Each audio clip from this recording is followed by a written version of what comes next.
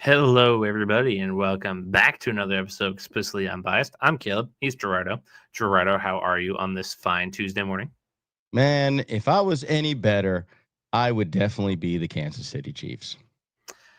Well, I mean, yeah, just a real awesome turnaround for them. We'll get into that the last game that we go over. Obviously, we're a day late into our new format we wanted to do. I'm an idiot. I left my microphone at home, so we had to do it on Tuesday morning.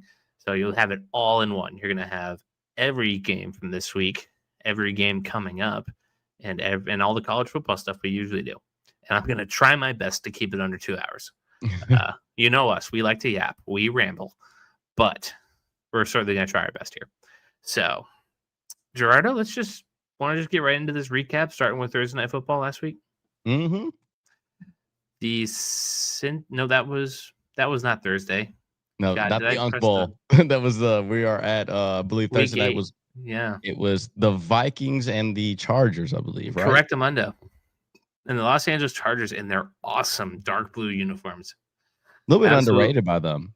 Hmm? A little bit underrated uniform from them. Yeah, I honestly like them more than the powder blues they got on right now, but to each their own. The Chargers beat the Vikings 37-10.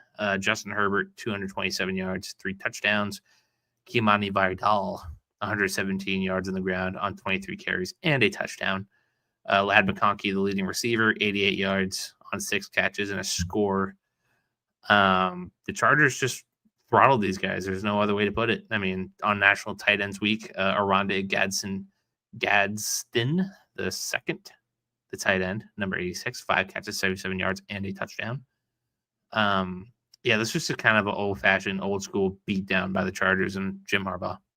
Mm-hmm. Plus a nice little game for Justin Herbert, kind of like in that MVP level that we expect of him to play. The big notable note from all this is that Carson Wentz is done for the year now. Yep, season-ending shoulder injury. That means a sticky note of yours may come to fruition, my friend, because who saw the field when he went down? My guy, Max Brosmer. Yep, and all indications still that JJ is not ready to see the field. They still have the training wheels on this man.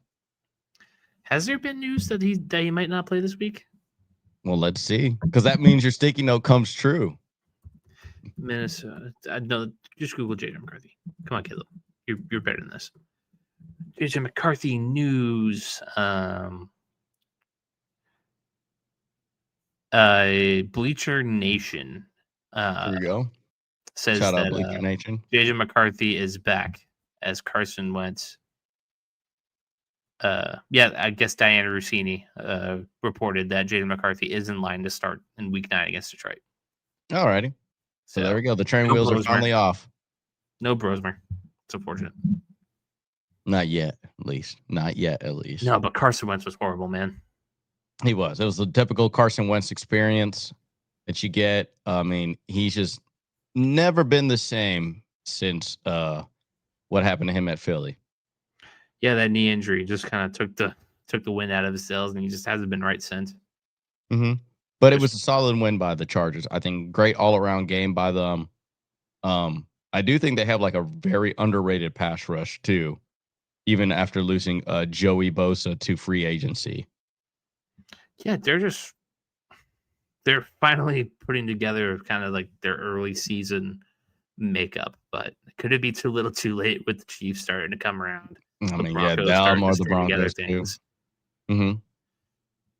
At least the Raiders still suck for them, but yeah, nothing really much to say about Thursday Night Football. Just I mean, still the little bit inconsistency too on the run game. I would still say with Najee Harris going down and Hampton.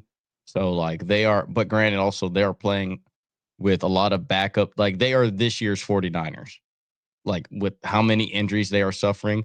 And surprisingly, I was very high on the Vikings pass rush, their defense going after this very injured offensive line for the Chargers.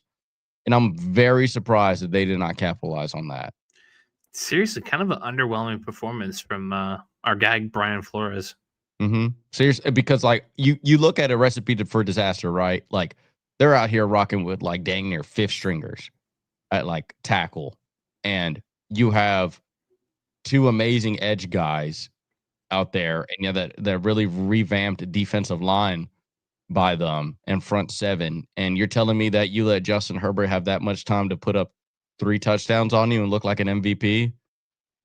Like that's tough sledding. And also they have that well of a run game too, when the fact that their 2 starting running backs are down for the almost for the year. So yeah, I mean, and on top of that, I mean, the Vikings, they're not in a position where JJ McCarthy, if you're one of the cult members, where you feel super comfortable about what he's coming back into. I mean, Wentz took 5 sacks on Thursday night.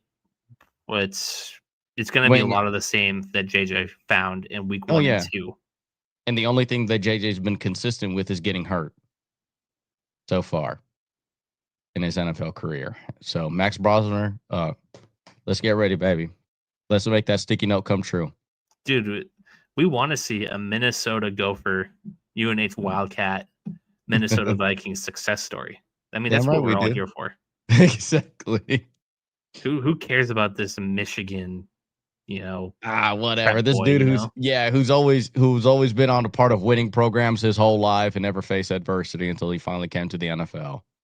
Don't you guys just want to support the feel-good story? Exactly. You know what I mean? Like, it's so weird. Like, they cheer for Adam Thielen. Why wouldn't you cheer for this guy? I mean, let me just give you the outline of Max Brosmer here. I mean, born in Davenport, Iowa. Come on now. That sounds like such a Minnesota thing. You got to root for guys like this. Moved to Roswell, Georgia in middle school. Okay. And he attended Roswell Centennial High School.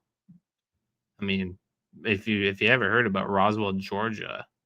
I know Roswell, New Mexico, and I know that supposedly there was aliens there, so I'm assuming Georgia. 92,000 people, real old town, kind of a Georgia scene for sure. On the outskirts of Atlanta. Like, this is just a guy he came from nothing, really. Mm-hmm. Goes to UNH, and he was a starter as a true freshman. Completed 183 of 311 passes in his freshman year. He had to deal with a torn ACL, like medical red shirt. He's won a couple awards in the NCAA Division I. So the dude is the opposite of JJ, is what we're getting at. He's the opposite. Grinds. This guy grinds. Yeah. He threw for 3,400 yards and 29 touchdowns at UNH in 2023. Come on now. And with the Gophers, he was more than respectable. 2,600 yards, and that's a lot for a Gopher quarterback. If you guys know anything about how they play, 17 touchdowns, 5 picks. Also, kind of a threat on the ground. No big deal. Like, this guy's just a grinder. First team FCS All-American in 23. First team All-CAA in 2023. Like, how could you not? How could you not just want to see this happen? There's my Max Brosmer minute. There you go. See, I mean, like, I think he should be the dude. Why not?